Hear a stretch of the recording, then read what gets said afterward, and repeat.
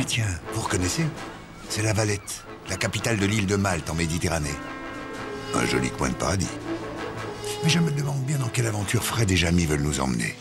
T'as gagné. Nous sommes à Malte. Admire la cathédrale Saint-Jean. T'as vu ce luxe, cette richesse? Et tu sais sur quoi je marche?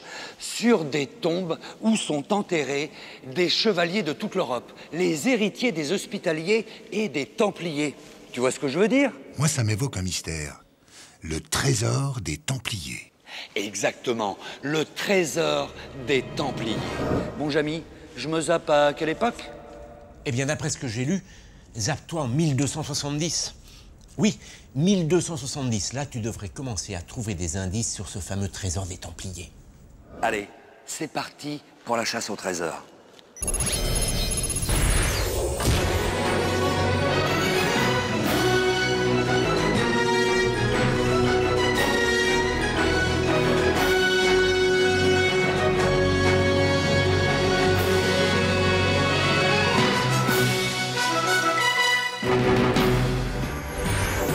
Eh bien, je vous souhaite bonne chance, les amis. Car ce trésor a disparu depuis plus de 700 ans. Et vous n'êtes pas les premiers à le chercher. Qu'est-ce que t'as dit, 700 ans? Eh oui, l'affaire des Templiers commence au Moyen-Âge, à l'époque des croisades. Oui, d'accord, mais vous pouvez me dire comment je vais les reconnaître? Les Templiers, ils sont très faciles à reconnaître. Ils portent une tunique blanche comme celle-ci, frappée d'une croix rouge. Tu vois, Fred, tu es sur la bonne piste. Accélère, mais sois discret. Ce sont de redoutables chevaliers et ils n'aiment pas être dérangés dans leurs affaires. Je t'avais dit discret. Voilà une étrange manière de se présenter. Excusez-moi, c'est mon cheval, il a pas freiné. Je m'appelle Fred. Et peut-on savoir ce que vous venez faire dans notre commanderie? Bah, j'aimerais bien devenir Templier, monsieur... Godefroy, je suis le frère Godefroy, je forme les chevaliers de cet ordre. Alors comme ça, vous voulez devenir Templier. Vous êtes noble au moins? Non, je suis pas noble, pourquoi? C'est embêtant. Moine alors? Moi non plus, je suis journaliste. Mettez-moi cet énergumène dehors. Bah, attendez, messieurs. Un instant. Pas chevalier, pas moine, mais... Vous possédez peut-être quelques biens à offrir à l'ordre? Comment ça, des biens? Oui, des biens, des terres, des rivières, des fermes. Vous possédez rien? Pas grand-chose. J'ai bien une petite maison de campagne, c'est un vieux moulin à restaurer. Vous possédez rien d'autre? Il y a ma voiture aussi, mais je sais pas si ça compte. Un instant. Qu'est-ce que c'est que cette histoire? Je suis venu pour chercher un trésor, pas pour me faire dépouiller. Et puis j'ai pas fini de payer le crédit pour le moulin. De toute façon, Fred, t'as pas le choix. Pour devenir Templier, les candidats doivent impérativement avoir les poches vides. C'est écrit dans le règlement. Ils doivent tout donner. À l'ordre, bien sûr. C'est pas pour rien qu'à l'origine, ils se faisaient appeler les pauvres chevaliers du Christ. Alors dans ces conditions, Fred, le moulin, va falloir faire une croix dessus. Bon. Pour le moulin, c'est conclu. Le reste, on n'en veut pas. Vous pouvez rester parmi nous, Fred. La Terre Sainte a besoin d'hommes vaillants pour la défendre. Nous allons faire de vous un soldat pour combattre les infidèles qui ont pris Jérusalem. Certes, vous ne pourrez pas devenir chevalier. En revanche, vous espérez devenir sergent. Ah bah merci beaucoup, va pour sergent. Mettez-moi ces huches au dépôt. Tout cet or mérite qu'on le protège. De l'or, je peux vous aider? Ah, mais je vois que vous êtes déjà dévoué et serviable. Frère Jean. Oui, frère. Faites-lui faire le tour du propriétaire. Venez, accompagnez-moi. Vous êtes frère Jean? T'impatiente pas, Fred. Tu fais déjà partie des leurs. C'est un bon début. Voici la salle d'armes. Oh là là, mais ils vont se faire du mal. Pas du tout, c'est un entraînement. D'ailleurs, il faudra du temps pour faire de vous un combattant comme eux. Enfin, si vous travaillez dur. Mais dites-moi, c'est vraiment nécessaire d'être moine ou chevalier pour devenir templier? Indispensable. Un templier, c'est un moine soldat. Il doit faire ses 3 vœux monastiques. Les 3 vœux monastiques? 1. Vœu de pauvreté, il donne tout ce qu'il possède à l'ordre. 2. Obéissance, il doit savoir obéir ou alors accepter d'être puni, voire exclu. 3. Vœu de chasteté. Il doit... Ah, mais ça, je vois. Mais dites-moi, pourquoi faut-il aussi être chevalier? Chevalier, parce qu'il doit savoir se battre avec honneur, courage, vertu. Voilà ce que c'est qu'un Templier. Un soldat du Christ. Je comprends pas tout. Depuis quand un moine doit-il être un combattant? Et vice-versa, d'ailleurs. Depuis les croisades, je résume. Au milieu du Xe siècle, Jérusalem, la ville où se trouve le tombeau du Christ, était tombée entre les mains d'un groupe de musulmans qui en avaient interdit l'accès aux chrétiens. Privés de pèlerinage, ceux-ci avaient dû lever une armée de volontaires pour aller délivrer la ville sainte. Ce fut la première croisade. Emmenée par Godefroy de Bouillon, 12 000 hommes traversèrent l'Occident jusqu'à Jérusalem. Ils pénétrèrent dans la ville sainte en juillet 1099. Ainsi, la première croisade s'achevait sur une victoire des chrétiens. Seulement, une fois Jérusalem libérée, chacun était rentré chez soi. Sur le papier, les chrétiens avaient bien installé un roi à Jérusalem, ils avaient aussi conquis d'importants territoires. Dans la pratique, sur le terrain, il n'y avait plus grand monde. Du coup, il n'y avait plus personne pour assurer la protection des pèlerins qui, eux, avaient repris le chemin de Jérusalem et qui étaient la cible de bandes organisées. Ne supportant plus cette situation, Hugues de Payens, un chevalier champenois et ses compagnons installés depuis peu à Jérusalem, proposèrent au roi d'assurer la protection des pèlerins. Sympa. L'ennui, c'est que ces chevaliers étaient restés à Jérusalem pour consacrer leur vie à la prière. Ils s'étaient même engagés auprès des autorités religieuses locales à vivre comme des moines. Ce qu'ils vont faire d'ailleurs. La croix dans une main, l'épée dans l'autre. Et voilà comment des moines sont devenus soldats. Ou vice-versa. Jérusalem.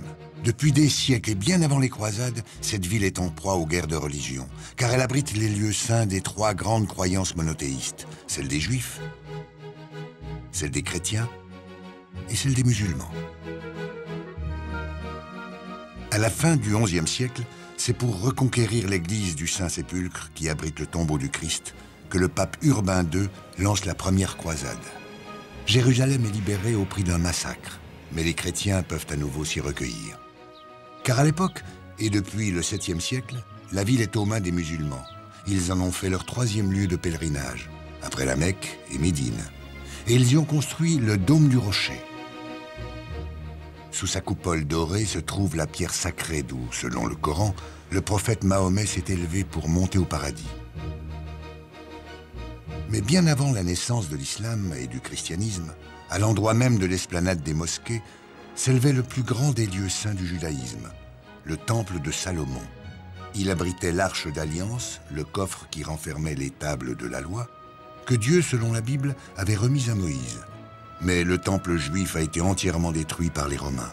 Il n'en reste aujourd'hui que ces quelques fondations que l'on appelle le mur des lamentations. Et dire qu'à l'origine, ces trois grandes religions ont le même Dieu.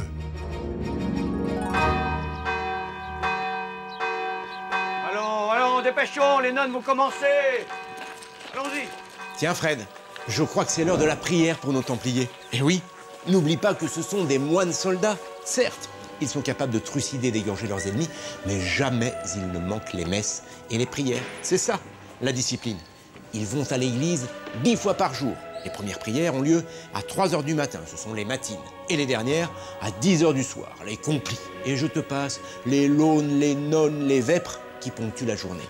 D'ailleurs, entre nous, si tu veux être bien vu, Fred, je te conseille d'y assister.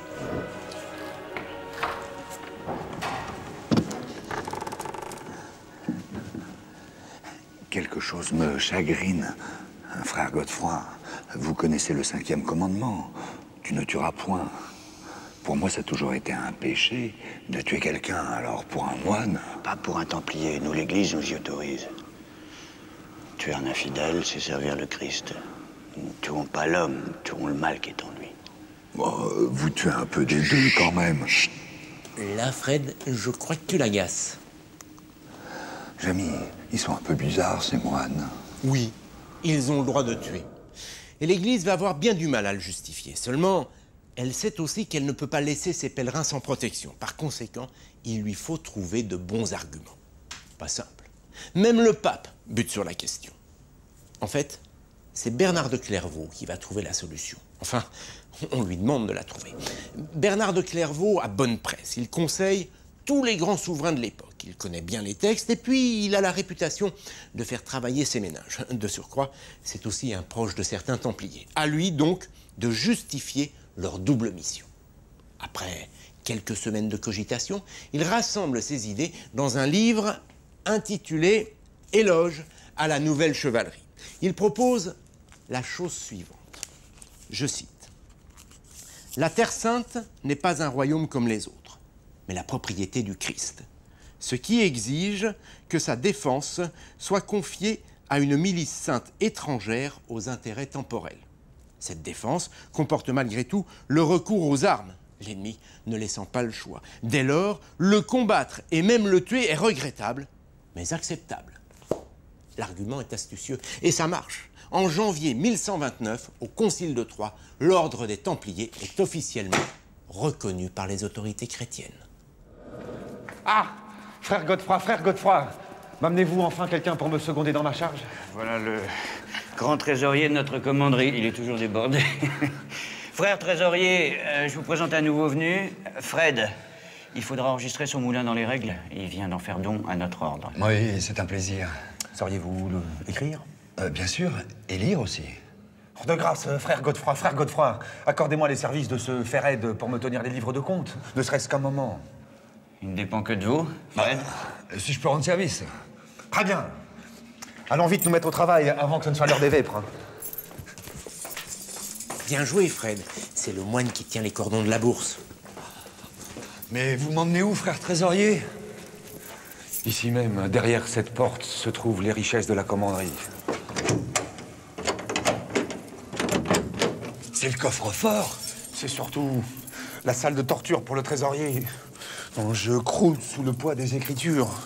Mais c'est quoi au juste, ces écritures? Mais il faut enregistrer tous les dons, étudier toutes les demandes de prêt, et je ne vous parle pas des contrats de change qu'il faut établir. Non, nous ne serons pas trop deux, vous verrez. Voilà. Ah bah c'est... Voilà. Ôte-moi d'un doute, c'est le trésor des Templiers? Tu veux rire? À peine un échantillon, Fred. Alors, comme vous pouvez le constater, tout est rangé et classé par catégorie. Je m'impose cette discipline, sinon c'est la pagaille. Ici, nous avons les pro-anima. Les pro-anima? Là, par exemple, c'est un comte qui a fait don d'une partie de sa fortune à l'ordre du Temple, ainsi que des terres et des fermes, qui nous rapportent beaucoup d'ailleurs aujourd'hui. Mais en échange de quoi? Mais pour le repos de son âme, voyons. Évidemment, suis-je bête? Oui. Et les in extremis? Ah, à l'autre bout, ce sont des dépôts. Là, par exemple, c'est un pèlerin qui a déposé sa fortune avant de partir pour les croisades, pour les mettre en lieu sûr, quoi. Et il va récupérer tout ça à son retour? Oui, lui, non. Pourquoi lui, non? Ben, tout simplement parce qu'ils ne sont jamais arrivés à Jérusalem. Ils ont tous été massacrés en route. C'est un accident ou c'est ordinaire? Seul le Seigneur décide de ces choses-là. Si je comprends bien, quand un pèlerin ne donne plus signe de vie, vous gardez toute sa fortune, c'est ça? Mais vous savez, les routes qui mènent au tombeau du Christ ne sont pas sûres. Oh, c'est malheureux. Sur le plan comptable, c'est plutôt une bonne affaire, j'en conviens. Je vois. Et alors, tout ça, ça représente un capital énorme pour vous. Ouais, ça rapporte, mais attention, ne vous méprenez pas. Le tiers des revenus de toutes nos commanderies est envoyé en Terre Sainte. Nous appelons ça des responsiones. Des responsiones. Et vos responsiones, elles arrivent comment là-bas? Bah, les fonds sont acheminés sous notre propre escorte. D'ailleurs, un convoi part demain. Mais enfin, on bavarde, et c'est l'heure d'ouvrir le guichet, si vous voulez bien prendre place, Ferred. Eh oui, il y a du boulot. Une commanderie, c'est une grande exploitation agricole. Tenez, à Aimont, dans le nord, près d'Abbeville, la commanderie s'étendait sur 380 hectares. À Sainte-Eulalie-la-Cavalerie, dans le Larzac, le troupeau de moutons comptait 1700 têtes. Alors, d'une manière générale, les richesses des Templiers se présentaient d'abord et avant tout en nature. Les paysans reversaient une partie de leur récolte, parfois le tiers. Une partie était expédiée en Terre Sainte, le reste vendu sur les marchés. Ce n'est pas tout. Chaque commanderie possédait des fours, des pressoirs, des moulins. Les paysans qui travaillaient sur le domaine étaient obligés d'utiliser ces équipements. Et bien sûr, pour y avoir accès, il fallait payer une taxe. À Valence, par exemple, les Templiers gardaient un pain sur 20. Et à ce petit jeu, certaines commanderies ont amassé de véritables fortunes qui ensuite étaient transférées à Paris. Pas moins de 3000 commanderies et maisons templières voient le jour en France au XIIe siècle. L'une des plus importantes se situe à Sainte-Eulalie de Cernon, dans le Larzac. Ces grosses fermes fortifiées, capables d'abriter des trésors, sont souvent offertes à l'ordre du Temple par des seigneurs, soucieux d'acquérir par ce geste une belle place au paradis. D'ailleurs, par la même occasion, ils lèguent aussi aux Templiers les familles de paysans qui travaillent sur leurs terres. Des paysans à qui il ne reste pas grand-chose pour vivre, car une partie de leur récolte sert à nourrir les moines soldats, et une autre est vendue au profit des commanderies établies en Terre Sainte. Et les domaines templiers ne cessent de croître. Le commandeur de Sainte-Eulalie, par exemple, se voit offrir le village de la Couvertoirade, qu'il transforme en château. On y forme des soldats, on y fabrique des armes, on y élève des troupeaux de moutons pour les poux. Bref, les commanderies d'Europe deviennent ainsi de puissantes bases arrières pour alimenter la guerre sainte. Et les Templiers obtiennent toutes les faveurs du pape. Ils ont le droit de bâtir des chapelles sur leur domaine et de disposer de leur propre cimetière. Leur puissance ne cesse de croître. Je vous remercie. Monseigneur, que puis-je pour vous? Je souhaite partir en croisade. Il me faut un prêt pour financer ce voyage. 500 deniers d'argent feront l'affaire. Bien, nous allons établir un acte de prêt. Écrivez 500 deniers, prêtés à Monseigneur. Monseigneur? De Verlac. Et vous prêtez comme ça, sans prendre des intérêts? Oui, notre Église nous l'interdit. En revanche, Monseigneur devra gager ses biens à l'ordre du Temple. Certes, prenez le moulin et les pressoirs de mon domaine. Ils sont de bon rapport. Je me disais aussi... Il faut bien des garanties. De plus, une amende de 100% est perçue en cas de non-remboursement. C'est inscrit sur le contrat. Monseigneur Verlac, que si vous voulez bien signer là, pèlerin suivant. Eh ben, c'est énorme. Que puis-je pour vous? C'est pour un dépôt. Je désire me rendre en Terre Sainte et je voudrais pas voyager avec mes économies. On m'a dit que les routes n'étaient pas sûres. C'est une sage précaution. Nous allons donc établir une lettre de change. 100 deniers déposés par monsieur... Moulin. Et avec cette lettre de change, je pourrais récupérer mes deniers une fois en Terre Sainte? Mais bien sûr, c'est une garantie. Il vous suffit de la présenter et un de mes confrères vous donnera l'équivalent de ce que vous avez déposé. C'est un peu comme un traveler chèque. Voilà, un traveler chèque. Voilà. Je peux retirer dans n'importe quelle commanderie? Dans toutes nos agences. Merci, comme ça je pars l'esprit tranquille. Que le Seigneur soit avec vous. Messieurs, on ferme et c'est l'heure des vêpres. C'est incroyable. J'ai l'impression d'être un banquier. Ce n'est pas qu'une impression. Tenez, j'ai mis la main sur un document qui en dit long. Le livre de caisse du Temple pour les années 1295-1296.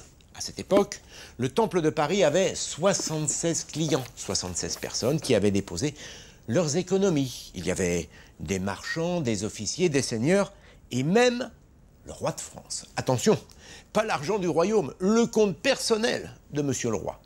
Tous ses clients disposaient de ce qu'on appelle aujourd'hui un compte courant. Ils pouvaient retirer de l'argent, effectuer des paiements par simple lettre, autrement dit par chèque, effectuer également des virements de compte à compte. Et ce n'est pas tout.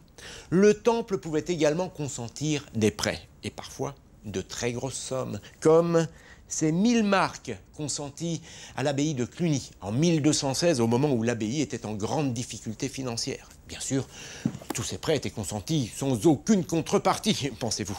C'était un péché. Mon œil, oui. T'as raison. Et comme Fred a pu le constater, les Templiers prenaient des gages. Et puis, il y avait parfois de très fortes amendes en cas de non-remboursement. De toute façon, au bout d'un certain temps, plus personne ne fut dupe, y compris dans les rangs du clergé.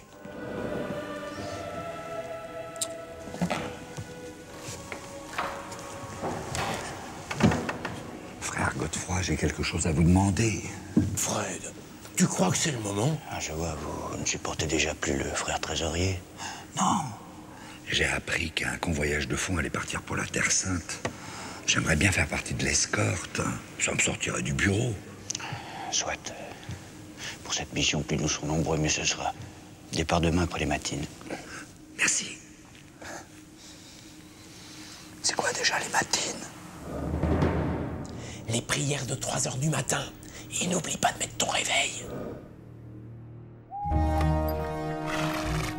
Fred, je crois que tu es en retard. On avait dit départ après les matines. Désolé, mais je débute dans le métier. C'est vrai que 3 heures du matin. Je voulais vous demander, quand vous êtes en voyage, comment vous faites pour les messes et les prières? Alors, on récite 150 paternes austères par jour. 150? Alors qu'est-ce qu'on emmène au juste? Eh ben, l'argent de nos commanderies pour financer la guerre en Terre Sainte. On profite du voyage pour convoyer l'argent de quelques croisés qui habitent là-bas. Vous êtes des convoyeurs de fonds, quoi. Ouais. Ah, frère Godefroy! Allez, en avant!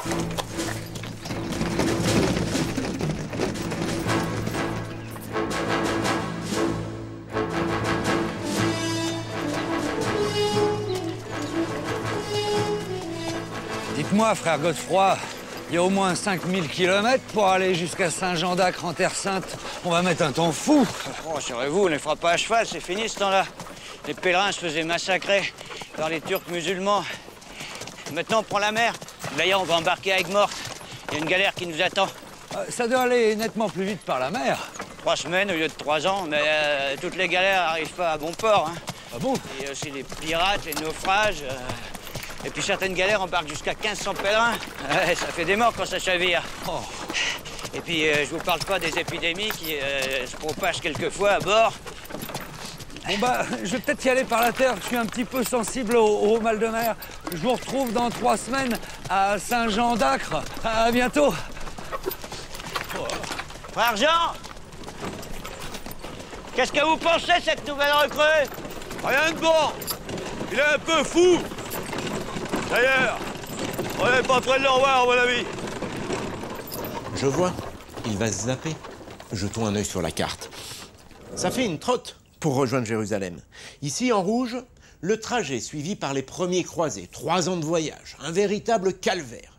Même dans les territoires chrétiens, les croisés n'étaient pas les bienvenus. Les pays traversés redoutaient en effet ces colonnes interminables capables de tout dévaster pour trouver de la nourriture. Puis, c'était la traversée de l'Anatolie et des territoires musulmans. Le danger guettait au détour de chaque défilé. Bref, très rapidement, les croisés vont préférer la mer, plus court et plus sûr. Quoi qu'en dise frère Godefroy, les bateaux partaient soit de Marseille, soit d'Aigues-Mortes. Puis, après avoir traversé la mer Méditerranée d'ouest en est, ils débarquaient soit à Damiette, soit à Saint-Jean-d'Acre. Oui, bah moi, de toute façon, j'y vais ni par la terre, ni par la mer. Je me zappe. Bon, toi, tu restes assis, tu bouges pas, tu m'attends là.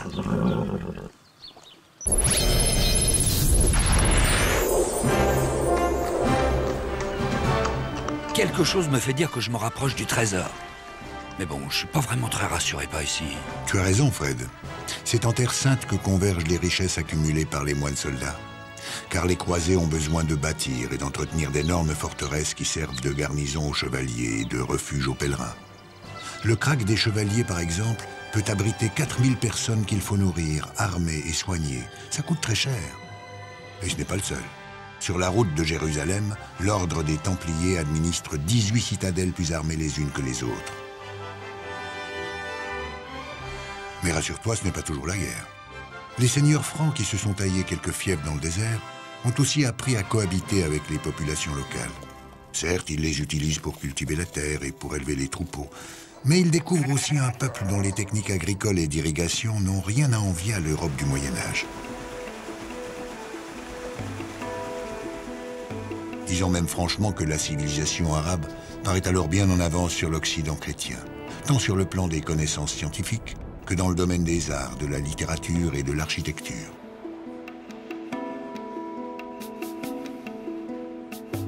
Et puis, au contact des caravanes venant des Indes, les Francs découvrent aussi de nouveaux produits, des épices et des étoffes, dont ils feront bientôt commerce.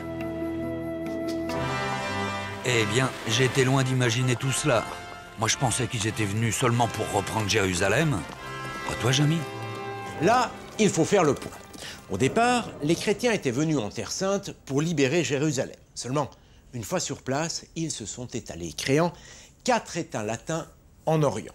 Le comté d'Édesse, la principauté d'Antioche, le comté de Tripoli et le royaume de Jérusalem. Oh, ça n'a pas été bien compliqué. Au début, les musulmans n'étaient pas vraiment unis. Les chrétiens ont profité de cette faiblesse pour s'implanter sur le territoire. Seulement, ces mêmes chrétiens se sont fait prendre au même jeu. Au milieu du XIIe siècle, un certain Saladin réussit à réunifier les royaumes musulmans et en 1187, il reprend Jérusalem. Au moment où l'on retrouve Fred, nous sommes en 1270, 100 ans plus tard. Là, les chrétiens sont bien décidés à prendre leur revanche. Leur quartier général est installé à Saint-Jean-d'Acre. Je suis peut-être en avance. Oh bah non, finalement, les voilà. Elle marche vraiment bien, cette zapette. Tous les saints, comment c'est possible? Vous êtes déjà là? Oh, il n'y a pas 2 minutes. Vous avez fait bon voyage? On n'a pas croisé de pirates. Heureusement qu'on avait un bon pilote. La mer était démontée, tempête sur tempête. Qu'est-ce qu'on a été malade. Oh, rien que d'en parler, ça me reprend. Dans la tour, vite! L'embuscade! Allez, montez! On est fait comme des rats dans cette tour, frère Godefroy. Non, par ici, il y a un souterrain qui mène directement à Saint-Jean-d'Acre. Oh bah évidemment, s'il y a un souterrain. Bien sûr, Fred. En Terre Sainte, les croisés ont tout prévu. Ils ont creusé de nombreux souterrains pour pouvoir fuir l'ennemi à tout moment. Par ici, la sortie. Il y a de la lumière. Eh ben dites donc, c'est drôlement animé dans le coin. Ici, on risque rien. C'est une ville fortifiée, à l'abri de notre maison mère. C'est là que nous allons. Allez, allez! Vous avez vu? Ils portent des croix, ce sont des collègues à vous? Non, des pèlerins. On les appelle croisés à cause de la croix. Ils sont venus se battre en Terre Sainte. Tenez, regardez ces chevaliers en rouge à croix blanche. Eh ben, ce ne sont pas des Templiers, ce sont des hospitaliers. Nuance. Vous voulez dire que ceux qui sont habillés comme des couteaux suisses, c'est pas des Templiers? Eh non. Ça, c'est comme ces chevaliers à cape blanche avec une croix noire. Là, ce sont des teutons.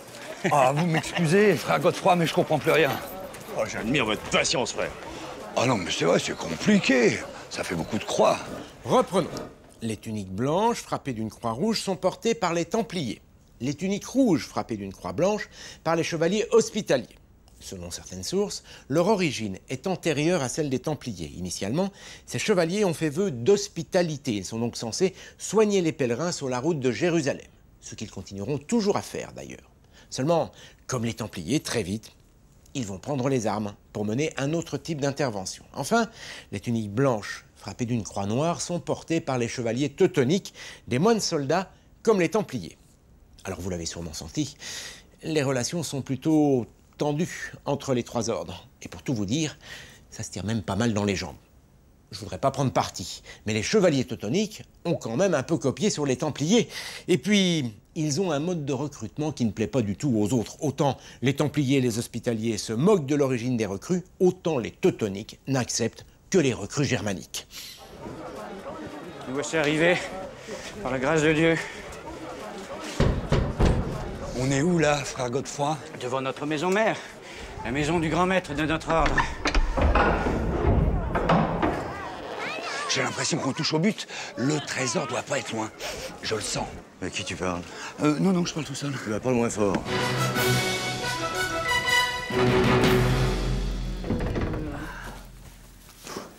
Soyez les bienvenus et soyez remerciés. Grand maître, vous avez l'air inquiet. Des mauvaises nouvelles? Oh, la situation en Terre Sainte nécessite une mobilisation générale. À ce point? Nos chevaliers ne font-ils pas face? Oh, nos vaillants Templiers tombent par centaines. Les Mamelouks sont en surnombre. Nos Templiers sont submergés. C'est vrai, ça, parce que pas plus tard Mais, que... grand maître, d'autres convois sont en route. Nous résisterons. Nous reprendrons Jérusalem. Mais pour cela, il nous faudrait encore plus d'argent, des renforts, des chevaux et du fer pour pouvoir fabriquer des armes. Mais le roi, il vous prête pas main forte? Nous sommes les seuls capables de protéger cette Terre Sainte. C'est pas une centaine de chevaliers du roi qui peut nous aider. Vous avez raison. De plus, ils sont désorganisés. Non, je vous le dis, il faut aider le temple. Le temple appelle à l'aide. Grand maître, je dois vous faire part des nouvelles rumeurs qui circulent en Europe. L'ordre est montré du doigt après nos récents échecs contre les Mamelouks. On dit même que nous nous laissons aller à la spéculation et que nous dépensons beaucoup d'argent dans des projets un peu vaniteux. Oh, je n'aime pas cela. Allons, venez, il faut entreposer ces huches à l'abri des convoitises. Allons, frères! Mettez tout ça ici. Waouh, c'est la caverne d'Ali Baba. Il y a de quoi financer une armée, un véritable trésor. Vous oubliez votre séjour chez le trésorier, tout n'est pas à la disposition du temple. Ouais, enfin, ça fait quand même un sacré trésor. Et les huches, là, c'est quoi? Hop, hop, pas touche. Elles appartiennent à des particuliers. Ce sont des dépôts. Malheureusement, remarquez, pour payer la rançon de Louis IX, Saint-Louis. ils ne se sont pas gênés pour se servir dans les caisses. Je le revois comme si c'était hier. Le conseiller du roi, Jean de Joinville. Il voulait les fracasser à la hache, les huches. Eh, Jamy, qu'est-ce que c'est que cette histoire? Il a fait un hold-up, Saint-Louis? En quelque sorte, oui. Mais là encore, il faut que je vous raconte. En 1248, Louis IX, le futur Saint-Louis, prend la tête de la 7e croisade. Objectif, Jérusalem. Seulement, arrivé devant le Caire, Louis IX est fait prisonnier. C'est la panique dans le camp chrétien. On redoute le pire. Heureusement, les Mamelouks ont d'autres projets. Ils réclament une rançon de 200 000 livres. C'est énorme. Les trésoriers du roi font les comptes. Or, c'est trop juste. Il manque 30 000 livres. Alors que faire? Jean de Joinville, proche conseiller du roi, se souvient qu'un des bateaux transporte des huches, des coffres dans lesquels les croisés ont déposé toutes leurs richesses. Joinville demande aux Templiers qu'ils ouvrent les coffres. Impossible, rétorquent les Templiers. Cet argent n'est pas le nôtre, c'est celui des croisés. Y toucher serait péché. Mais Joinville ne l'entend pas de cette oreille. Il veut l'argent. Et le ton monte. À ce moment-là, un des Templiers suggère la chose suivante, que les sbires du roi s'emparent des huches de force. Enfin, qu'ils fassent semblant de s'en emparer de force. Les sbires du roi s'exécutèrent, et de cette manière, les Templiers n'eurent rien à se reprocher, puisque l'argent avait été dérobé. La rançon fut payée, et Louis IX fut libéré dans les jours qui suivirent. Je ne sais pas si nous avons bien fait d'accepter cette mission. Le grand maître nous a demandé de convoyer des fonds pour les besoins des forteresses templières dans le désert. Convoyer des fonds, c'est déjà pas sûr de nos jours, alors au XIIIe siècle. Une embuscade! C'est à terre, vite! Tout le monde à couvert! Qui nous tire dessus? Frère Godefroy! Les guerriers musulmans! Oh, on peut même plus réciter un paternoster tranquille! On transporte, on peut peut-être négocier, on a les moyens. Pas les poulains. Oh, bah, attention! Les poulains? Oui, enfin, chevalier des Francs. Eux seraient capables de négocier. Je serais même capable de se convertir à l'islam pour sauver leur peau. Vous croyez qu'ils vont nous faire prisonniers et demander une rançon? Une rançon? Ils nous capturent, ils nous décapitent, ouais. Ils savent qu'un Templier, ça va jusqu'à la mort.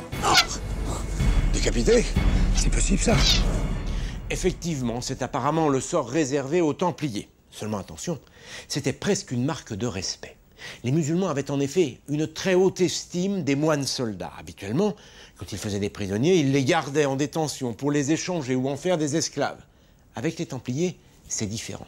Ces hommes se battent tellement bien que les musulmans redoutent de les retrouver sur un champ de bataille. Du coup, une fois prisonniers, les musulmans préfèrent les exécuter immédiatement. Et peu importe le nombre. Tenez, en 1187, Saladin fit décapiter 200 Templiers et hospitaliers.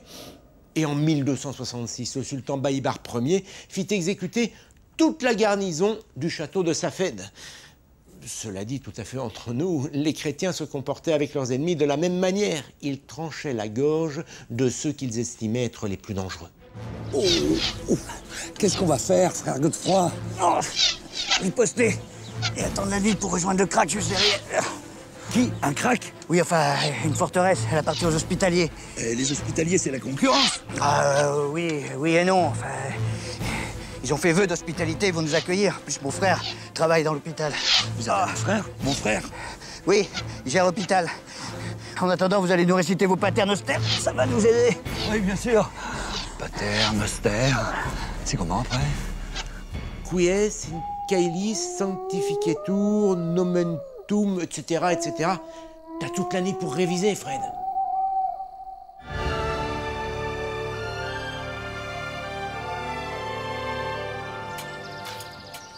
On est quand même mieux ici, à l'abri de votre crack. Mon cher frère, le destin nous réunit. J'ai appris pour l'embuscade. Je ne vous présente pas mon frère. Vous avez un air de famille indéniable. Ma foi, c'est peut-être le seul point que nous ayons en commun. Alors, toujours à soigner les estropiés indigènes, hein? La souffrance n'a pas de frontières, mon frère. Venez, accompagnez-moi à la consultation du matin, vous verrez, nous avons un excellent médecin. Avec plaisir, j'aimerais bien visiter un hôpital du désert. Pas vous, mon frère? Frère Godefroy? N'oublie pas, Fred, hein, ce sont quand même un peu des frères ennemis. Ah, mais ils ont des chambres individuelles? Quelle classe! C'est surtout pour une bonne hygiène. Les draps sont également changés 3 fois par semaine, ça évite la transmission des maladies. Chapeau, c'est surprenant pour l'époque. Se soucier des maladies nosocomiales. Félicitations, mon frère.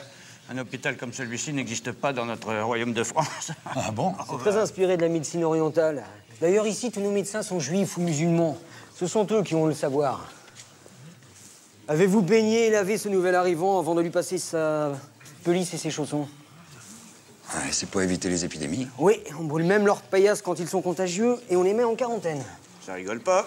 Mais c'est tout à fait sérieux, au contraire. Regardez notre médecin au travail. Là, il demande une analyse d'urine et il va prescrire un traitement à base de plantes médicinales. Des plantes? On les cultive dans les jardins de la forteresse. Vous êtes vraiment très en avance sur votre temps. Vous savez ce qu'on dit d'un médecin franc ici? Que pour vous soigner un abcès à la jambe, il serait capable de vous couper un bras. Vous exagérez peut-être un peu, frère Guillaume. Eh oui, alors qu'en Occident, le corps humain demeure un mystère, les médecins arabes ont quant à eux résolu pas mal d'énigmes. Tenez, au Xe siècle, ils utilisent déjà des planches anatomiques. Oh, rien de très nouveau là-dedans. Les Arabes ont simplement eu la bonne idée de traduire les textes grecs, et en particulier ceux de Galien, qui dès l'Antiquité avaient accumulé une quantité considérable d'informations. L'introduction du papier dès le 8e siècle dans le monde arabe a également probablement facilité la diffusion de ces connaissances. Et ce n'est pas tout. La ville de Bagdad, par exemple, possède au Moyen-Âge une école de médecine. Les hôpitaux sont également des modèles du genre. Celui de Marrakech, par exemple, au XIIIe siècle, emploie déjà 80 personnes. Du coup, les médecins arabes vont faire progresser toutes les disciplines de la médecine. En s'inspirant des connaissances arabes, l'ordre des hospitaliers crée des hospices dans toute la Terre Sainte. Au XIIe siècle, l'hôpital de Jérusalem accueille 2000 malades, soignés sans distinction de religion, qu'ils soient pèlerins, croisés ou autochtones. Un peu plus tard, en 1307, les hospitaliers s'installent sur l'île de Rhodes et construisent un grand hôpital pour accueillir les pauvres. Et ils les soignent comme des seigneurs. Les repas sont servis dans de la vaisselle en argent, non pas par luxe, mais pour une meilleure hygiène. On leur donne aussi du pain blanc, plus cher mais bien plus diététique que le pain noir. Et on les couche dans des lits individuels, contrairement à l'usage en Europe, où les malades sont encore 2 par paillasse. Chassés de Rhodes, ils s'installent ensuite à Malte, où ils bâtissent encore une fois un grand hôpital de la charité.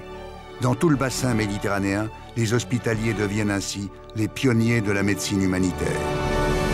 Et dis-moi, je suis en train de m'écarter du trésor des Templiers, là. Finalement, c'est à Saint-Jean d'Acre que j'ai vu le plus gros magot. Tu devrais y retourner à Saint-Jean d'Acre, en 1291. À mon avis, tu vas trouver de nouveaux indices sur le trésor. 1291? Surtout pas de panique, Fred. C'est la chute de Saint-Jean d'Acre. Après un long siège, les musulmans reprennent la ville et les chrétiens doivent fuir la Terre Sainte. Frère Godefroy! Grand maître! Où êtes-vous? Ils sont partis avec le trésor. Ah bon, on n'aura pas tout perdu. Y a quelqu'un? Par ici! On est par là! Vous nous entendez? Oh non, ils sont quand même pas passés par là. C'est les cabinets. Si, Fred. Ils se sont enfuis par les latrines. C'est pas très glorieux pour des chevaliers, mais c'est historique. Quelle aventure! Tu l'as dit. Vous êtes où? Attendez-moi. Ah, c'est vous? Mais d'où sortez-vous? Il y avait longtemps? Bah, comme vous, des cabinets. Vous êtes là tous les deux? Oui. Quand on est dans le caca, mieux vaut s'unir. Vous n'êtes pas au courant des événements? J'ai vu dehors. C'est une véritable invasion. Je vous le fais pas dire. Ces infidèles ont eu raison de nous. Et nos maîtres, le sien et le mien, sont morts au combat. Et en plus, nous avons perdu Saint-Jean d'Acre. Je vous le dis, c'est fini la Terre Sainte. Il faut fuir. Mais on va où comme ça? Par les égouts? Jusqu'à la mer.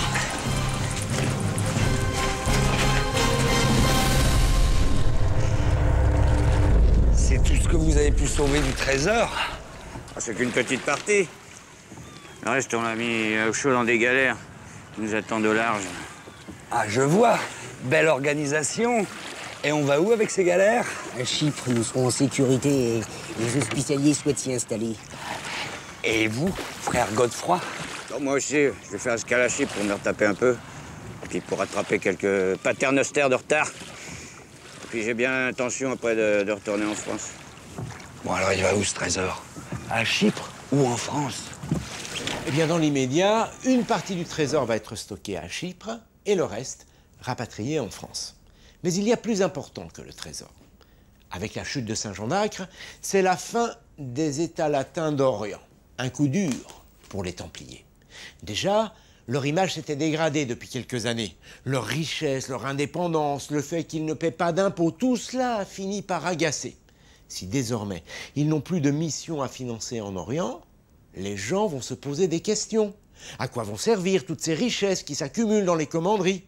Eh bien, cette remise en question de l'ordre va aboutir à la journée du 13 octobre 1307. Et à mon avis, Fred, tu devras aller y faire un tour, tu vas voir, tu vas y apprendre des choses. T'es drôle, toi. Je veux bien me zapper, mais ça va pas être discret. Bon, allez, c'est parti. Quel calme. J'aime pas bien ça. Oh, bah en plus, on est vendredi 13. Et oui, et c'est justement à partir de ce jour-là, le vendredi 13 octobre 1307, que va naître cette croyance selon laquelle les vendredis 13 sont des jours maléfiques. Tu vas comprendre, Fred. Ah oui, et puis, n'oublie pas, 16 ans se sont écoulés depuis la fuite de Saint-Jean d'Acre. À mon avis, le frère Godefroy a pris un petit coup de vieux. Frère Godefroy, vous me reconnaissez? Quoi? Vous ici, vous croyez noyer? Ah, pas du tout. Je passais par là. Comment va la commanderie? Bah, vous n'êtes pas au courant. Le roi de France, Philippe le Bel, a ordonné notre arrestation. L'arrestation de tous les Templiers? Tous. Pour des motifs complètement ahurissants. On nous accuse d'hérésie, d'homosexualité, d'autres choses encore, enfin j'en passe. Qu'allez-vous faire? Nous ne risquons rien, nous sommes innocents. Frère Godefroy, et votre trésor? T'inquiète pas, il a dû le mettre en lieu sûr. Par ordre du roi, vous êtes tous aux arrêts, rendez-vous sans résistance. Ce vendredi 13 octobre 1307, plus de 500 Templiers sont arrêtés. Surpris aux premières heures du jour et convaincus de leur innocence, les moines soldats se rendent sans résister. C'est la première grande rafle policière en France. Elle a été soigneusement et secrètement organisée par Philippe le Bel. Certains Templiers qui en avaient été informés ont toutefois réussi à prendre la fuite, en ayant pris soin de dissimuler ou d'emporter une part de leur trésor. Oh bah, y a plus rien dans la salle des coffres. Il serait parti avec la caisse, Godefroy? C'est pas impossible, car à l'époque, les Templiers ne sont vraiment plus en odeur de sainteté. Il faut se remettre dans le contexte de l'époque. Le roi de France, Philippe le Bel, veut absolument rassembler le royaume autour de sa personne. En clair, il veut un État fort. L'ennui, c'est que les Templiers possèdent un vaste domaine qui lui échappe totalement, une sorte d'État dans l'État. De plus, les Templiers qui viennent de rentrer en France représentent une force considérable, 15 000 hommes en armes sur lesquels Philippe le Bel n'a absolument aucun pouvoir. Et puis, il y a des rumeurs qui circulent. Certains prétendent que les Templiers ont sympathisé avec les infidèles, qu'ils ont renié le Christ. On les accuse même d'homosexualité, un crime pour l'époque. Ces accusations ne reposent que sur un seul témoignage, celui d'un ancien Templier écarté de l'ordre. Eh bien, qu'à cela ne tienne, le roi va profiter de ces motifs pour faire arrêter les Templiers et les faire interroger. Et alors? Et alors? Eh bien, ils vont tout avouer. Oui, je sais, c'est bizarre. Seulement, à l'époque, les juges avaient le droit d'obtenir des aveux sous la torture. Et vu le matériel utilisé à l'époque, croyez-moi, il fallait être costaud pour tenir sa langue. Seul réconfort, dans le cadre du procès des Templiers, toute faute avouée était une faute pardonnée. Seulement, attention, une rétractation, et c'était le bûcher. Jacques de Molay, le grand maître, et certains de ses proches, vont revenir sur leurs aveux. Eh bien, ils seront brûlés en mars 1314. Et c'est ainsi que Philippe le Bel, roi de France, anéantit les Templiers, faisant main basse au passage sur une partie de leur richesse. J'ai l'air malin maintenant. Plus de trésors, plus de Templiers. Tu crois que c'est fini? Baisse pas les bras, Fred. Écoute un peu ça. Le 3 avril 1312, le pape, Clément V, prononce la dissolution de l'ordre des Templiers. Tous leurs biens, et en particulier les commanderies, sont confiés aux hospitaliers. Joli pactole, non? Les hospitaliers auraient ainsi doublé, voire triplé leur fortune. Donc, si on se résume, après la chute de Saint-Jean d'Acre, une partie des Templiers et des Hospitaliers est rentrée en France. D'autres se sont installés à Chypre. Au moment du procès des Templiers en France, ceux qui étaient installés à Chypre, les Templiers, ont également été arrêtés. Quant aux Hospitaliers, ils ne s'entendaient pas très bien avec le roi de Chypre. Ils ont préféré déménager et s'installer à Rhodes. Au fait, Fred, un Hospitalier, t'en connais un? Le frère Guillaume, il doit en savoir plus. Allez, il n'y a pas de temps à perdre, zappe-toi en 1312, à Rhodes, bien sûr. Bon, on y va. C'est reparti pour la chasse au trésor.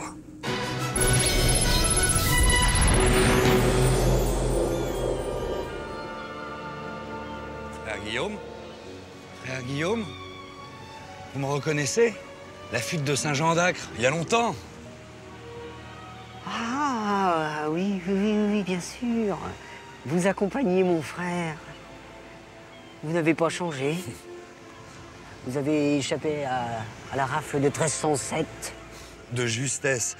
Dites-moi, j'enquête sur le trésor des Templiers qui est resté à Chypre. Ça vous dit quelque chose? Oh, c'est flou. Le roi de Chypre aurait pris sa part, soi-disant pour se faire dédommager des frais de détention des Templiers. D'accord. Et le reste? Le reste, c'est le roi de France et le pape qui se seraient partagé le reste. D'où ce procès grotesque. Enfin, on suppose... Alors adieu le trésor des Templiers? Là, les pistes se brouillent. Mais demande-lui donc des nouvelles de son frère. Frère Guillaume, vous avez des nouvelles de votre frère? Mon frère, comme je le connais, il a dû se réfugier en Angleterre en emportant la caisse de la commanderie. Je crois que vous avez raison. Vous le connaissez bien. Remarquez, il n'est pas le seul à avoir fait ça. J'ai aussi entendu parler d'un château. Un château? À Gisors, je crois, en Normandie. Gisors, ça doit être une piste. Si c'en est une, on ne sera pas les seuls à l'avoir suivi. L'affaire de Gisors, ça a fait la une des journaux. Tout a commencé à la Libération, en 1945. Le jardinier du château de Gisors prévient les autorités locales qu'il a découvert sous l'édifice une chapelle où sont entreposés des coffres-forts. Pour lui, c'est évident, il s'agit du trésor des Templiers. Aussitôt, la mairie envoie une équipe sur ses traces. Malheureusement, elle rentre bredouille. Le jardinier est pris pour un illuminé et il préfère quitter la ville. Mais il n'a pas dit son dernier mot. En effet, il se rend à Paris, où il trouve des appuis, un industriel et un antiquaire. Ensemble, ils réussissent à convaincre la mairie d'effectuer de nouvelles fouilles. Cette fois, elles sont confiées au Bâtiment de France. À Gisors, tout le monde est impatient de voir l'équipe remonter à la surface. Malheureusement, une fois de plus, elle remonte sans rien avoir trouvé. Là, les gens commencent à se poser des questions. Ou bien le jardinier est un mythomane, ou bien le trésor a été volé. 10 ans plus tard, l'affaire va encore rebondir. Elle remonte cette fois au sommet de l'État. André Malraux lui-même, ministre de la Culture, va ordonner de nouvelles fouilles. Elles sont confiées à l'armée. Mais comme les précédentes, elles ne fourniront aucun résultat. Ce n'est pas tout à fait fini. Certes, on n'a rien trouvé. Seulement pour beaucoup, l'armée ne se déplace rarement pour rien. Et puis, ce que l'on sait aujourd'hui, c'est qu'en abandonnant leur commanderie, les Templiers ont bien emporté leur trésor et ils l'ont caché ici ou là. Du coup, le trésor a été dispersé dans la nature. Voilà pourquoi aujourd'hui certains cherchent encore et espèrent trouver non pas la totalité, mais une partie de ce trésor. Donc si je comprends bien, le trésor, il a explosé dans tous les coins. Frère Guillaume, je pense là à quelque chose. Au moment du procès, vous les Hospitaliers, vous n'avez rien fait pour aider les Templiers, je crois. Comment aurions-nous pu imaginer un tel destin? Et notre ordre n'était pas concerné. Oui, et puis il faut dire que vous avez hérité de leur patrimoine. Le destin, vous dis-je. Fred, laisse tomber. Si on peut encore parler de pistes, il faut aller à Malte. À Malte? Mais quand? Aujourd'hui, au XXIe siècle. Bah attends, je me zappe.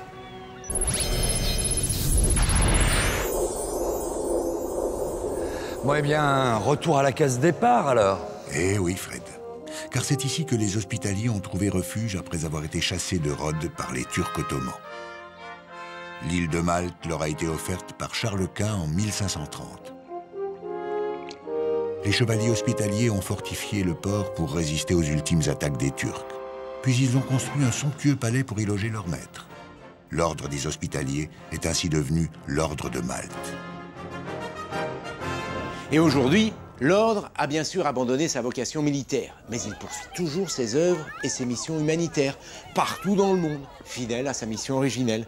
Voilà ce qu'il reste de l'héritage de ces pauvres chevaliers du Christ, qui certes se sont enrichis au fil des siècles, mais dont le fabuleux trésor restera longtemps un mystère, à moins qu'il s'agisse d'une légende. Excusez-nous de vous aborder comme ça, mais mon frère et moi, nous avons l'impression de vous connaître. Ah, c'est possible, mais je m'en souviens pas. Ou alors il y a longtemps. C'est pas grave, excusez-nous. Bon, on y va, parce que j'ai ma garde à prendre à l'hôpital, moi. Oh là là, j'ai pas vu passer l'heure, faut que j'aille ouvrir ma banque, moi. Excusez-nous, hein. Je vous en prie, enchanté de vous avoir rencontré. Ils n'ont pas changé, ces deux-là. Eh bien voilà, la boucle est bouclée. Quand je pense que Fred et Jamie voulaient retrouver le trésor des Templiers, non mais je rêve. Eh, non mais, attendez, j'ai des nouvelles infos. Mais oui, il est là le trésor. Mais attendez, oh, il est là. Désolé Jamie, on n'a vraiment plus le temps, c'est le générique de fin. Mais continue tes fouilles et si tu trouves quelque chose, tu nous appelles, on fait comme ça? Allez, ciao.